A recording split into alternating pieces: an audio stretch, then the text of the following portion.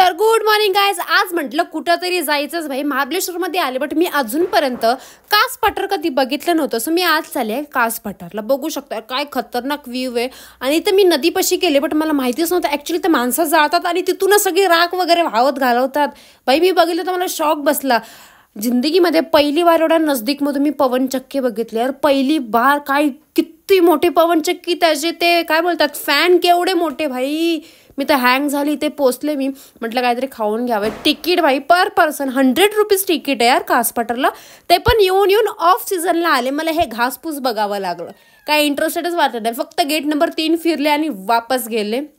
Climate बघू शकतात. इथे मस्तपैकी व्ह्यूचा आनंद घेत आणि थोडी शायनिंग करत तुम्हाला पण दाखवते व्ह्यू. आणि मी जरा नवीन ड्रेस घातला आहे ते पण दाखवते मी तुम्हाला. आणि हे आमचं आहे कास पठार, साताऱ्याची शान. इथे मस्तपैकी गरम गरम भजी पाव घेतला खायला. आय हाय काय टेस्टी. घरी आले जो बोलताय पाऊस असं सुरू झाला ना, धो धो धो धो ताप टाप टाप टाप पाऊस पडतोय भाई. खतरनाक थंडी काय बोलायलाच नको. आणि ते आमची मम्मी व्हिडिओमध्ये मला त्रास देते बघा. आमची मम्मी नुसती मशारी खाते माझी. तर भेटत नेक्स्ट व्लॉगमध्ये. बाय गाय.